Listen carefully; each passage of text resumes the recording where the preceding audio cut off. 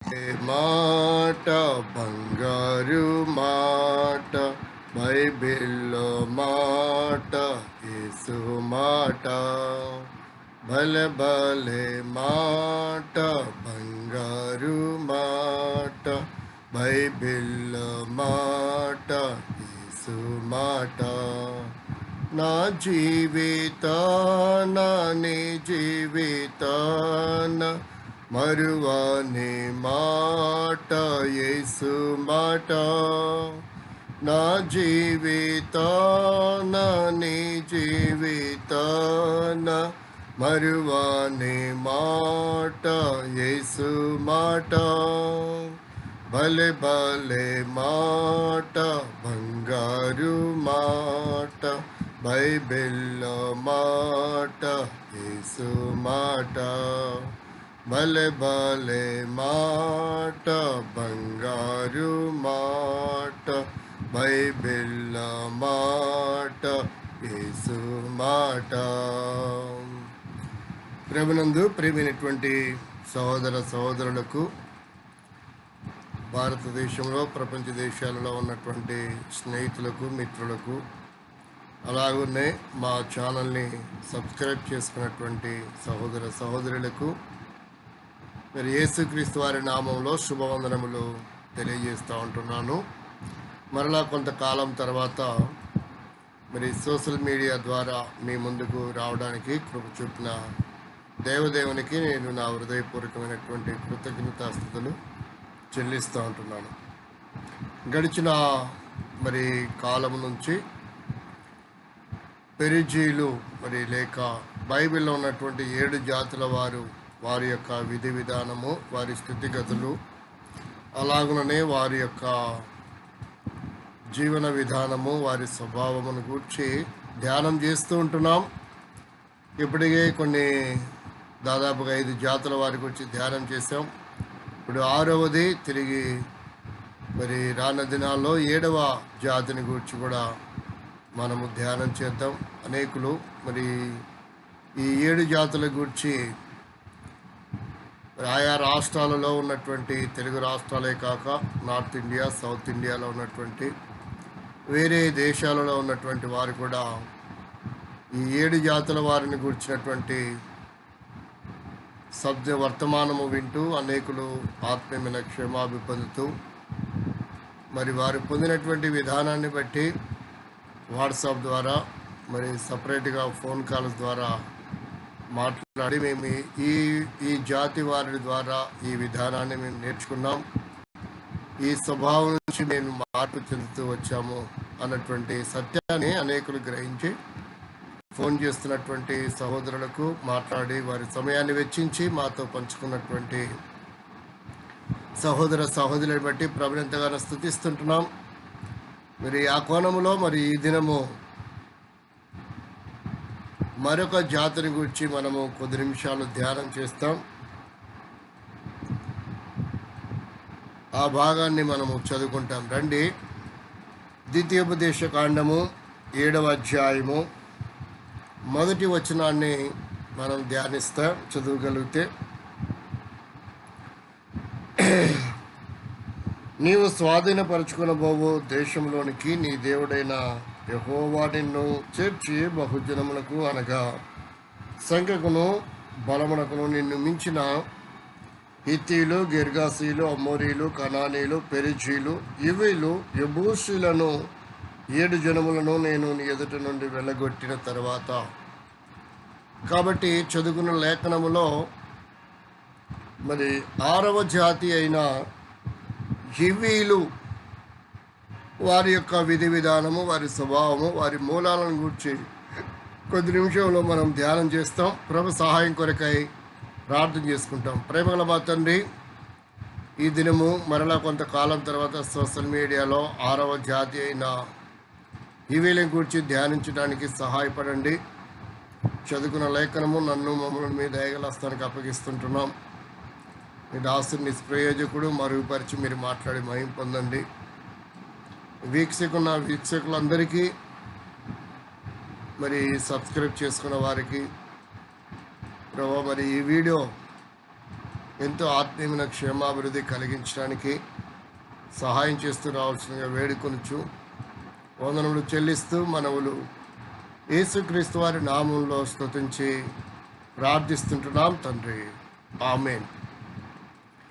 ప్రియమైనటువంటి సహోదరి సహోదరులారా, మరలా కొంతకాలం తర్వాత ఈ 7 జాతుల్లో ఒక జాతి అయినటువంటి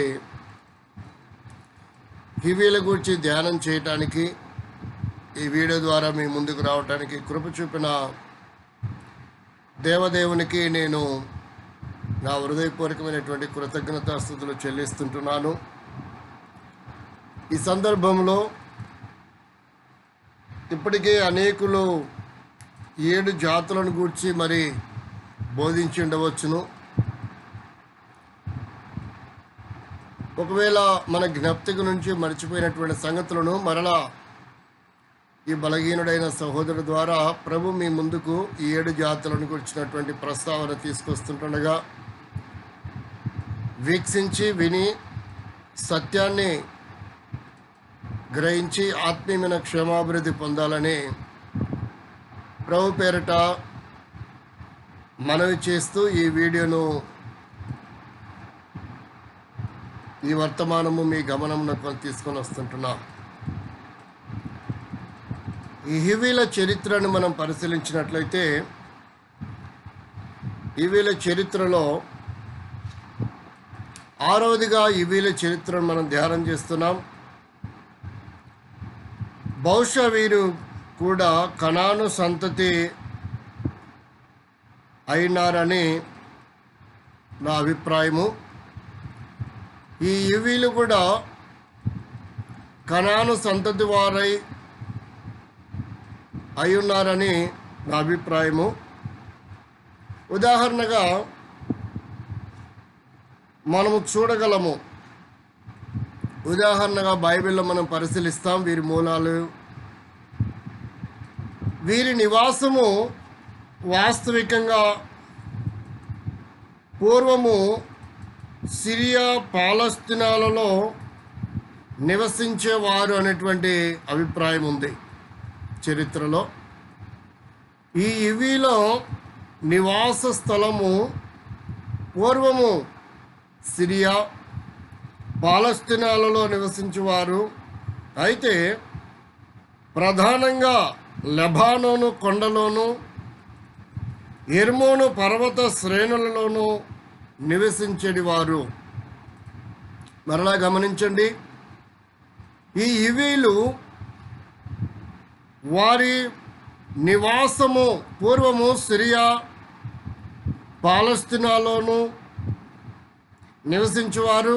అయితే ప్రధానముగా లెబానోను కొండలోను హెర్మోను పర్వత శ్రేణులలోనూ నివసించేటివారు. రెండవదిగా సొలొమోను కట్టడాల నిర్మాణముల పద కాలములలో హివీలు కూడా ఉన్నారు. సొలొమోను కట్టడములు మరియు నిర్మాణములు చేస్తున్నటువంటి కాలములో కూడా హివీలు ఉన్నారు.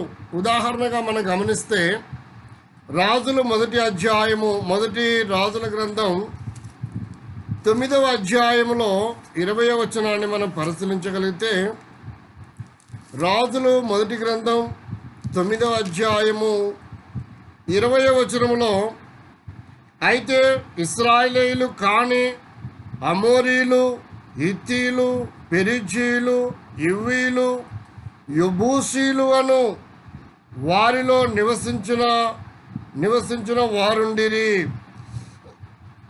కాబట్టి వారిలో నివసించినటువంటి వారు ఉన్నారని ఈ రాజుల గ్రంథం 9వ అధ్యాయము 20వ వచనములో ఈ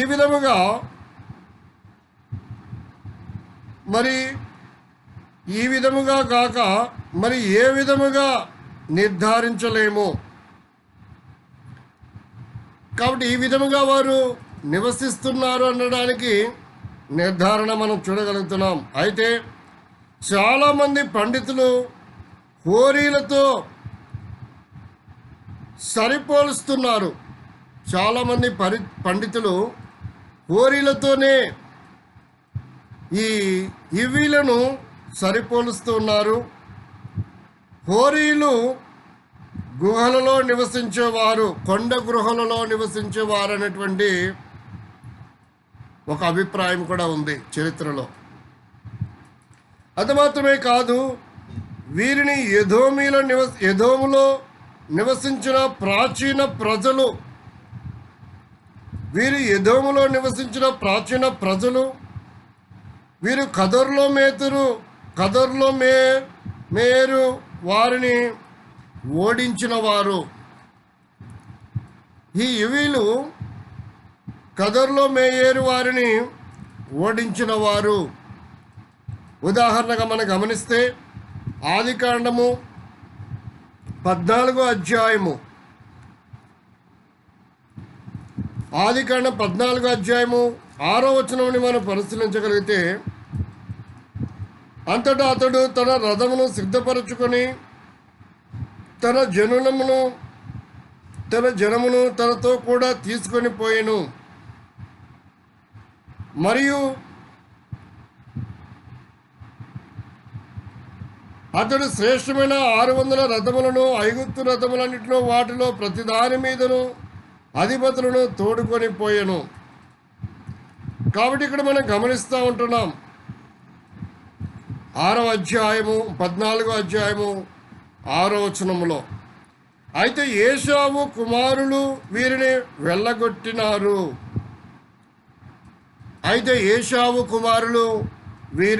వెళ్ళగొట్టినారు.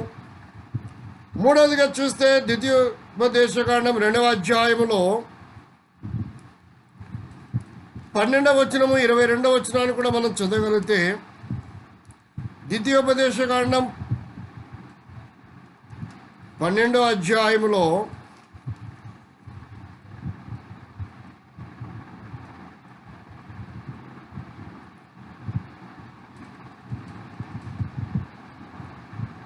12వ అధ్యాయంలో మనం చూస్తే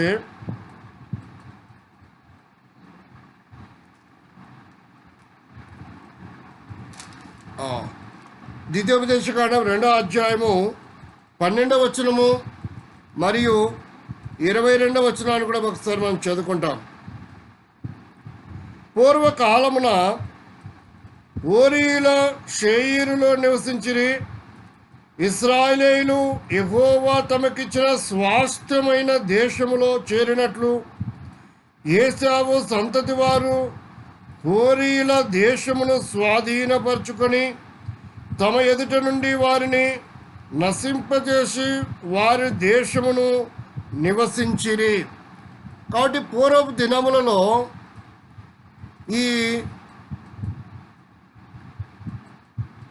ఈ ఇవీలనే ఓరీలని కూడా పిలిచినటువంటి ఆధారాలు బైబిల్ మనం చూస్తున్నాం.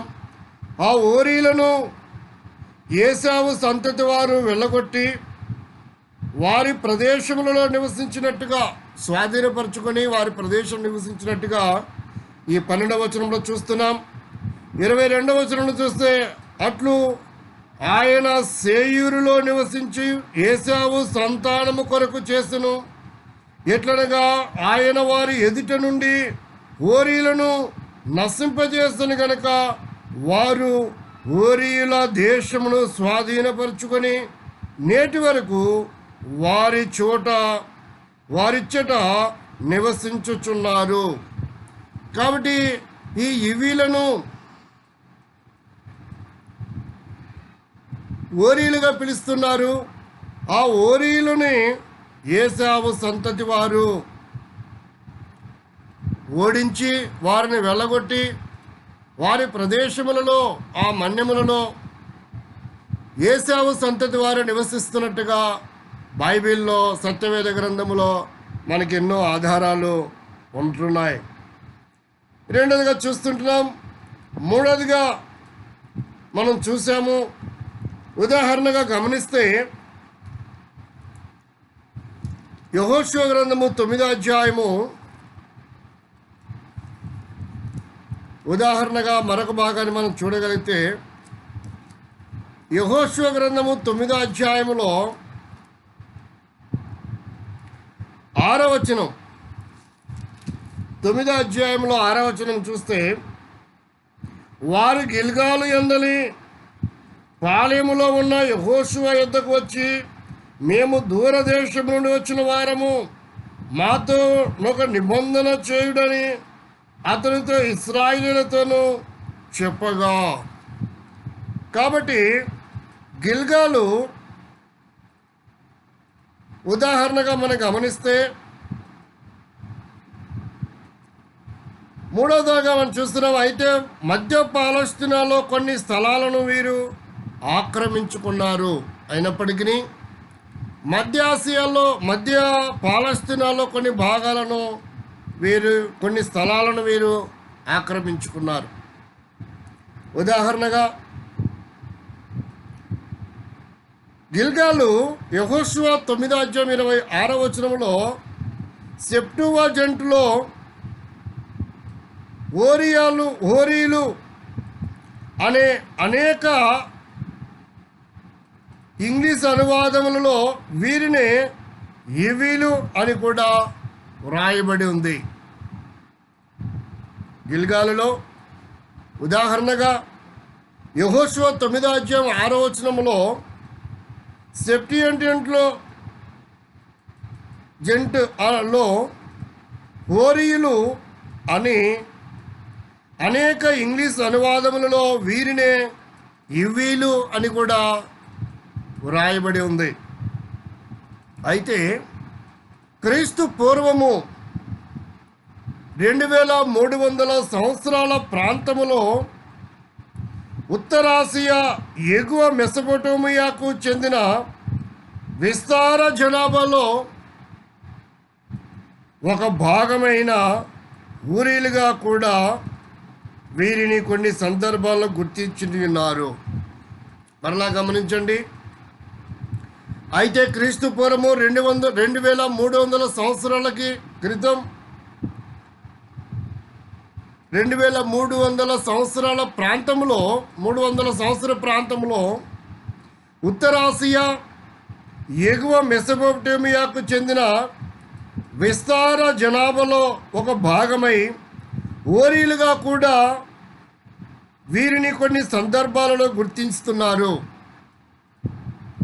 అయితే పాలస్తీనా అంతటా హోరీల పేర్లు కనిపిస్తాయి. పాలస్తీనా అంతటా మనం గమనిస్తే ఓరీల పేర్లు కనబడుతున్నట్టుగా మనం చరిత్రల ఆధారాలు చూడగలుగుతున్నాం. ఇప్పుడు ఓరీలని, అయితే ఈ ఓరీలు సెమిటిక్ జాతి పేర్లు కలిగి ఉన్నట్లు, ఈ ఓరీలు సెమిటిక్ జాతి పేర్లు కలిగి ఉన్నట్లు ఆదికాండం 36వ అధ్యాయంలో 20వ వచనం నుండి మనం చూడవచ్చు. ఈ ఓరీలే సెమిటిక్ జాతి పేర్లు కలిగి ఉన్నట్టు ఆదికాండము 36వ అధ్యాయము 20వ వచనములో మనం గమనించితే, ఆ దేశ నివాసులై హోరీయుడైన సేయీరు కుమారులు లోతాను, శోబాలు, సిబ్యోను, ఆనా, దిషోను, ఏసెరు, దీషాను, వీరు ఎదోము దేశమందు షేయిరు పుత్రులైన హోరీల నాయకులు. కాబట్టి ఇక్కడ హోరీలు అనేటువంటి విధానాన్ని మనం చూస్తున్నాం. అంత మాత్రమే కాదు, బహుశా వీరు వేరొక ప్రత్యేకమైన తెగకు చెందిన వారై ఉండవచ్చు అన్నటువంటి అభిప్రాయం కూడా చరిత్రలో ఉంది. బహుశా వీరు వేరొక ప్రత్యేకమైనటువంటి తెగకు చెందినటువంటి వారై ఉండవచ్చు. కాబట్టి ఈ దినములలో క్రైస్తవుల విశ్వాసులు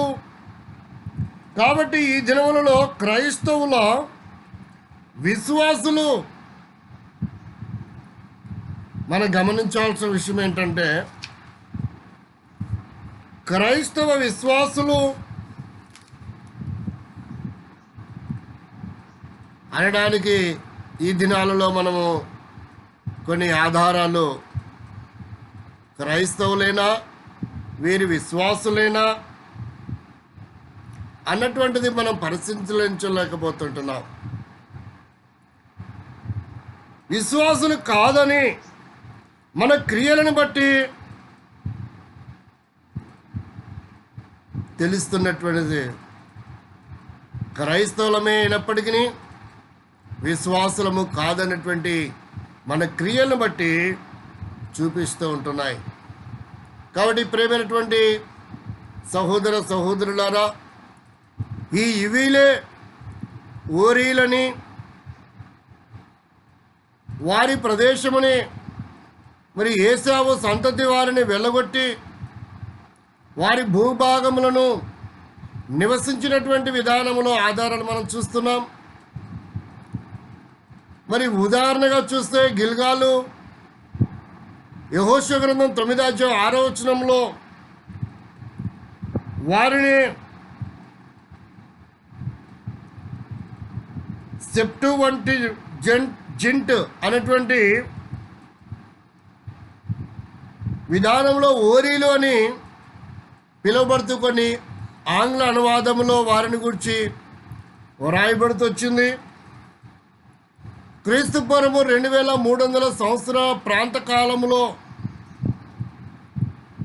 వారు ఉత్తర సిరియాను ఎగువ మెసొపొటేమియాకు చెందినటువంటి విస్తార జనాభాలో ఒక భాగమైన ఓరీలుగా కూడా వారు పరిగణించబడుతూ వచ్చారు. ఈ ఓరీలే సెమిటిక్ జాతి పేర్లు కలిగినటువంటి వారుగా చరిత్రలో సత్యవేద గ్రంథములో ఆదికాండం 30:26 మనం పరిశీలించగలుగుతూ వచ్చాం. వీరు ఒక ప్రత్యేకమైనటువంటి తెగకు చెందినటువంటి వారు కూడా మనం పరిశీలించగలుగుతూ వచ్చాం. అయితే ఈ దినాలలో మనం చూస్తే ఇలాగనే వారు ఇవీలా ఓరీలా అనేటువంటి కన్ఫ్యూజన్స్ ఎలాగైతే సమాజములో కలిగి ఉంటున్నారో, క్రైస్తవ సమాజంలో ఈ ఇవీలెవరు మరి ఓరీలెవరు అన్నటువంటిదిగా కన్ఫ్యూజ్గా ఉంటున్నారో, ఈ దినములలో కూడా ఈ ఇవీల చరిత్రలాగానే క్రైస్తవులు విశ్వాసులు కాదా అన్నటువంటి విధానములో, మరి సరైన గుర్తింపు లేనటువంటి విధానంలో వారి క్రియాశీలకమైనటువంటి జీవితాలు కలిగి ఉంటున్నారు అన్నటువంటి విధానాన్ని మనం పరిశీలించుకుంటాం. బైబిల్లో ఈ ఇవీలే ఆయా సందర్భాలలో వారిని ఎట్లా గుర్తించలేని పరిస్థితిలో ఓరీలుగా రకరకాల స్వభావము పద్ధతులు కలిగినట్టుగా వారు కనబడుతున్నారో, ఈ దినాలలో కూడా క్రైస్తవులు విశ్వాసులా వీరు కాదా అన్నటువంటి ప్రశ్నార్థకమైనటువంటి జీవితాలు కలిగినటువంటి విశ్వాసులను, క్రైస్తవులను మనం పరిశీలన చేస్తూ ఉంటున్నాం. వారి క్రియలను బట్టి చూసినప్పుడు అసలు వారు క్రైస్తవులేనా? వారి క్రియలను బట్టి చూసినప్పుడు, వారి మాటలను బట్టి వింటున్నప్పుడు, వారి ప్రవర్తన చూస్తున్నప్పుడు అసలు వీరు క్రైస్తవులేనా? అసలు వీరు విశ్వాసులేనా? విశ్వాసుల లక్షణాలు ఉన్నాయా? క్రైస్తవ లక్షణాలు ఉన్నాయా? అన్నటువంటి కలవరము కలిగించినటువంటి పరిస్థితుల్లో ఈ దినాలలో ఉన్నటువంటి క్రైస్తవులలో మరియు క్రైస్తవ విశ్వాసులలో మనము చూస్తుంటున్నాం. ఒకవేళ ఏళ్ళు తరబడి ఎన్నో సంవత్సరాల నుంచి బాప్తిసం తీసుకొని క్రైస్తవుడిగా, విశ్వాసిగా, సేవకుడిగా, సేవకురాలుగా, నాయకులుగా, పెద్దలుగా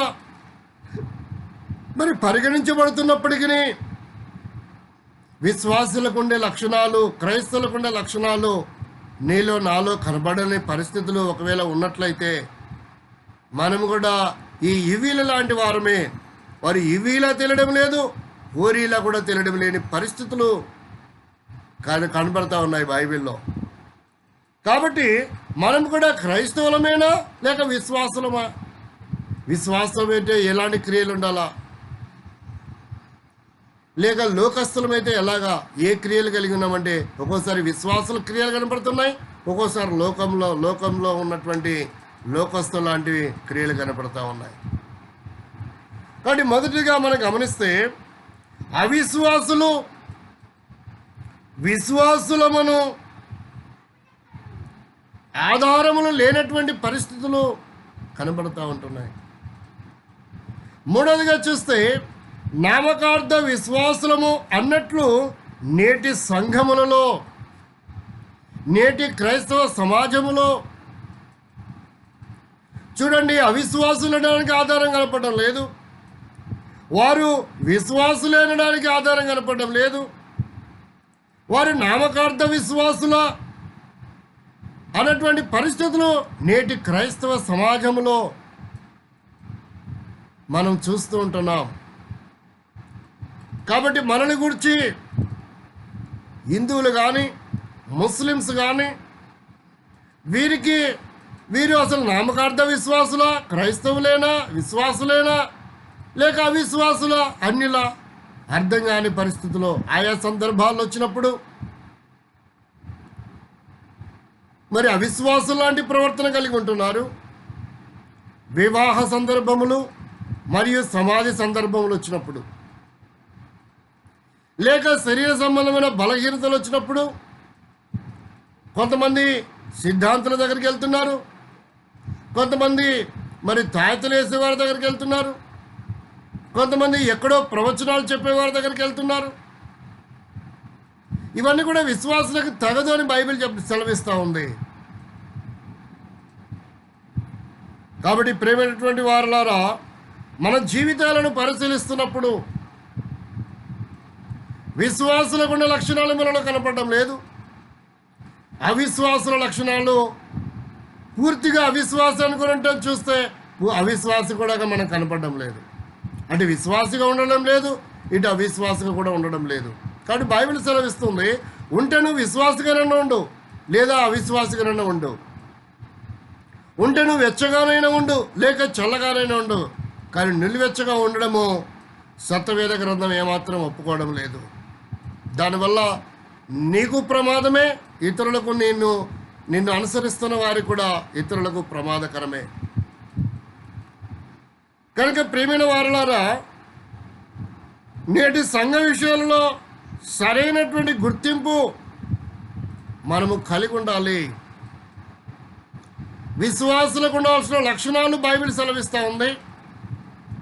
విశ్వాసి అవిశ్వాసులతో సంబంధం ఏమాత్రం కలిగి ఉండకూడదు. కనుక బైబిల్ మనం పరిశీలిస్తే దేవుని వాక్యము సెలవిస్తున్నటువంటి మాట కొరింథీయులకు రాసిన పత్రిక 2వ పత్రికలో చూస్తే మనకు తెలిసిన భాగాలే. కొరింథీయులకు రాసిన 2వ పత్రిక 6వ అధ్యాయములో సత్యవేద గ్రంథం కొరింథీయులకు రాసిన 2వ పత్రిక 6వ అధ్యాయము 14వ వచనం నుండి రాయబడుతుంది, మీరు అవిశ్వాసులతో జోడిగా ఉండకుడి, నీతికి దుర్నీతితో ఏమి సాంగత్యము, వెలుగునకు చీకటితో ఏమి పత్తు, క్రీస్తుకు బెలియాలతో ఏమి సంబంధము, అవిశ్వాసతో విశ్వాసకి పాలెక్కడిది. కాబట్టి ఈ దినాలలో మనం పరిశీలిస్తే విశ్వాసుల జీవితాన్ని లేక విశ్వాసుల క్రియా జీవితాన్ని మనం పరిశీలించినప్పుడు వారి లోకములో బంధువులతోనూ, స్నేహితులతోనూ, రక్త సంబంధికులతోనూ, అవిశ్వాసులైన వారితోనూ, అన్యులతోనూ స్నేహము కలిగి ఉంటున్నారు. వారి కార్యకలాపాలలో పాల్పంపులు పొందుతున్నారు, వారి శుభకార్యములకు వెళుతున్నారు, వారు హిందూ వినోదాలలో కూడా పాల్పంపులు పొందుతున్నారు. విశ్వాసిగా ప్రత్యేకమైన జీవితము కనపడడం లేదు. ఈ వీళ్ళ లాంటి స్వభావం కలిగినటువంటి వారుగా కూడా ఉంటున్నారు. అయితే దేవుని వాక్యం చెప్తా ఉంది, అపోస్తల కార్యం 2వ అధ్యాయంలో చూస్తే మనం విశ్వాసులం అన్నప్పుడు మనం ఎలాంటి వారముగా ఉండాలి, మనం అగ్నిగుండం తప్పించుకునే వారుగా ఉండాలనుకుంటే మనం ఎలాంటి వారముగా ఉండాలి? అపోస్తల కార్యం 2వ అధ్యాయము రెండవ అధ్యాయంలో మనం పరిశీలించగలిగినట్లయితే 40వ వచనంలో సత్యవేద గ్రంథం బైబిల్ ఈ విధంగా సెలవిస్తూ ఉంది. ఇంకను అనేక విధములైన మాటలతో సాక్ష్యమిచ్చి మీరు మూర్ఖులకు ఈ తరము వారికి వేరై రక్షణ పొందుడని వారిని హెచ్చరించను. ఈ దినాలలో రక్షణ పొందామనుకుంటూ మూర్ఖులైన ఈ తరం వారితోనే స్నేహం కలిగి ఉంటున్నారు. ప్రేమైనటువంటి స్నేహితుడా, సహోదరుడా, మూర్ఖులతో స్నేహం కలిగి ఉంటున్నావా? అన్యులతో స్నేహం కలిగి ఉంటున్నావా? లేక అన్య ఆచారములు కలిగి జీవిస్తున్నావా? అన్యుల స్వభావంతో జీవిస్తుంటున్నావా? ఇక్కడ దేవుని బలలో పాల్పంపులు పొందుతూ అక్కడ దయ్యము బలలో పాల్పంపులు పొందే వారంగా ఉన్నట్లయితే మనం ప్రమాదంలో ఉన్నాం. మనకు సరైన గుర్తింపు లేదు విశ్వాసులం అనడానికి. మన క్రియలను చూసినప్పుడు సరైన గుర్తింపు లేదు విశ్వాసులు అనడానికి, నాయకులు అనడానికి, క్రైస్తవులు అనడానికి. ఆచారాలు, అలవాట్లు, పద్ధతులు పరిశీలించినప్పుడు అవిశ్వాసుల లాంటి స్వభావం గల వారంగానే మనం కనబడుతూ ఉంటున్నాం. ఎక్కడ ప్రత్యేకత ఉంది? ఎక్కడ విశ్వాసుల ప్రత్యేకత? విశ్వాసం అని చెప్పుకుంటావు, అన్యులు ఏదైనా విందు ఏర్పాటు చేస్తే వెళ్ళిపోయి భోజనం చేసి వస్తావు. ఒక పూట భోజనం కోసం కక్కురుతా. అదేమనంటే వెళ్ళకపోతే ఏం బాగుంటుందండి, వాళ్ళు పిలిచారు పని కట్టుకొని, పిలిస్తే వెళ్ళి భోజనం చేయాలా? ఏంటి నీ ప్రత్యేకత? ఎక్కడ నీ ప్రత్యేకమైన జీవితం? విశ్వాసం వినడానికి ఆధారాలు ఏంటి? మాటలు చూస్తే లోకస్తులు లాంటి మాటలే, సరసక్తులు, బూతులు, ఇతరుని దూషించడం, కోడి మీద కుక్క మీద పెట్టి సహవిశ్వాసులు ప్రేమించలేని స్వభావం, అసహించుకునే స్వభావం, దూషించే స్వభావం అన్యులు కూడా చేస్తున్నారు, నువ్వు కూడా చేస్తున్నావు. మళ్ళీ నువ్వు క్రైస్తవుడు అంటున్నావు, పెద్ద విశ్వాసం అంటున్నావు, నాయకుడు అంటున్నావు, సేవకురాలు అనుకుంటున్నావు, పెద్దలం అనుకుంటున్నావు. ఏంటి నీ ప్రత్యేకత? ఎక్కడా? నీ మాటలు చూసినప్పుడు, నీ ప్రవర్తన చూసినప్పుడు, నీ అలవాట్లు చూసినప్పుడు, నీ పద్ధతులు చూసినప్పుడు అవిశ్వాసులు అంటే స్వభావాలే కనపడుతున్నాయి. ఎక్కడ మనకి విశ్వాసులు ఉన్నట్టుగా రుజువు ఏంటి? మన విశ్వాసులమని చెప్పుకుంటున్నామే కానీ విశ్వాసులకు ఉన్న లక్షణాలు లేవు. కనుక ప్రియమైన సోదరుడా, నీ జీవితాన్ని చూసినప్పుడు దేవుడు ఎంత వేదన చెందుతున్నాడో, దేవుడు ఎంత బాధపడుతున్నాడో. ఇలాంటి నామకార్థపు విశ్వాస జీవితాన్ని కలుగటం ద్వారా కోసమే నా యేసుక్రీస్తు ప్రభు పరలోక వైభవం అందుకొని భూలోకానికి వచ్చింది.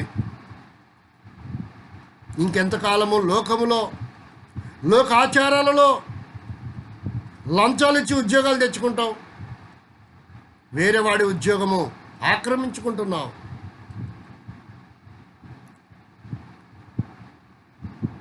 కట్నాల కోసం కుమారుడు జీవితాన్ని, కుమార్తె జీవితాన్ని నాశనం చేస్తుంటున్నావు. ఎబ్రోను సహవాసం విడిచిపెట్టి వేరే సహవాసం వాళ్ళని తెచ్చుకుంటే కట్నం ఇస్తారు. ఈ సహవాసంలో అయితే కట్నాలు తెచ్చుకోకూడదు.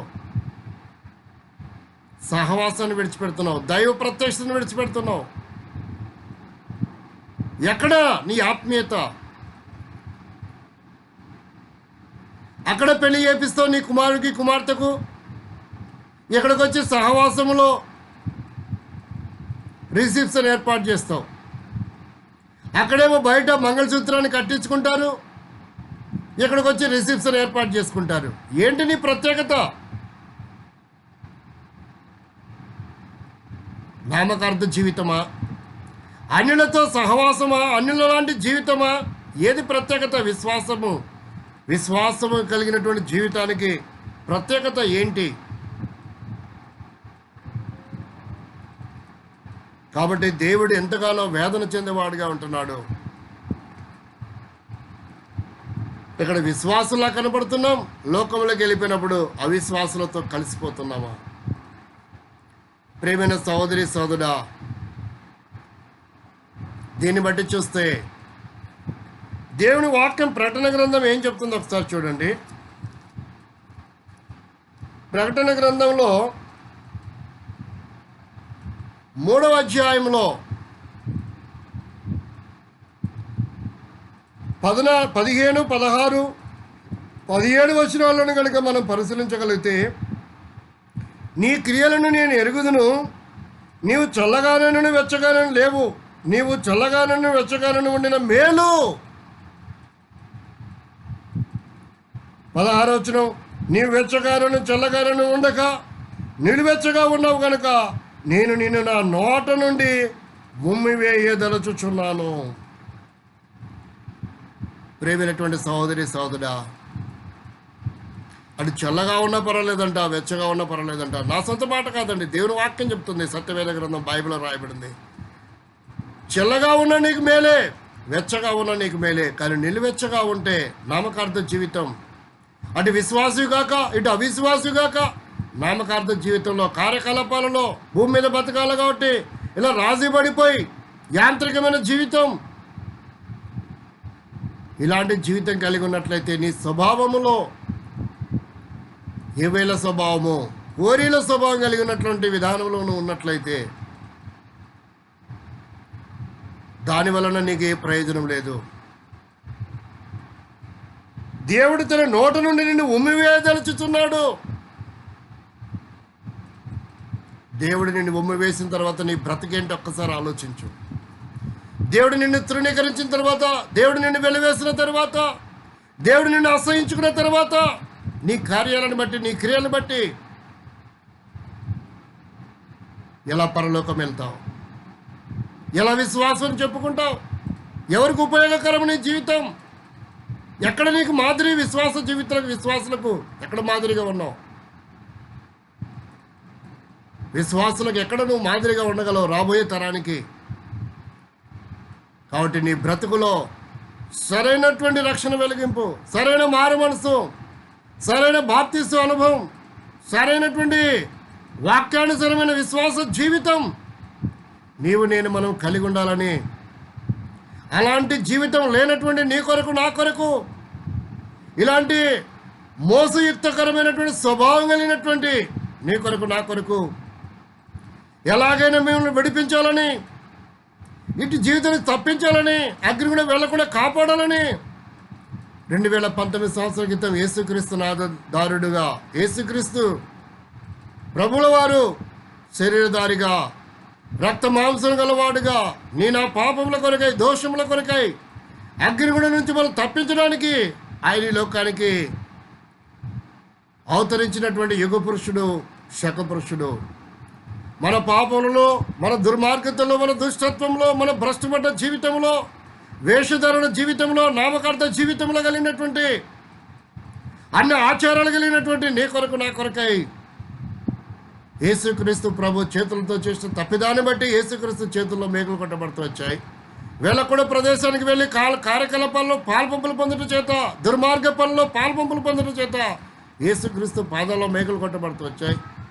చెడు ఆలోచన కట్టితే యేసుక్రీస్తు తలలో ముళ్ళ కిరీటము, డొక్కలో బల్లెపోటు, శరీరం అంతా నాగల చోళబల కొడాల చేత దున్నపడింది. ప్రియ సహోదరి సహోదరా, నీకోసమే. ఎంతకాలం మోసంలో ఉంటావు? ఎంతకాలం ప్రత్యేకత లేకుండా ఉంటావు? ఎంతకాలం అక్రమంలో ఉంటావు? ఎంతకాలం అన్యాయంలో ఉంటావు? ఎంతకాలం లోకం యొక్క స్వభావంలో జీవిస్తావు? భ్రష్టపట్టిన స్థితిలో లే, బయటికి రా. ప్రత్యేకమైన జీవితం దేవుని కొరకై, క్రైస్తవుడిగా, విశ్వాసిగా దేవుని కొరకై యథార్థంగా నువ్వు జీవించాలని దేవుడు కోరుతుంటున్నాడు. ఆ ఈవిల స్వభావం నుంచి ప్రత్యేకింపబడాలని దేవుడు ఆశిస్తుంటున్నాడు. వారి మూలాలలోనికి మనం వెళ్ళి చూస్తే ఆదికాండం 10వ అధ్యాయంలో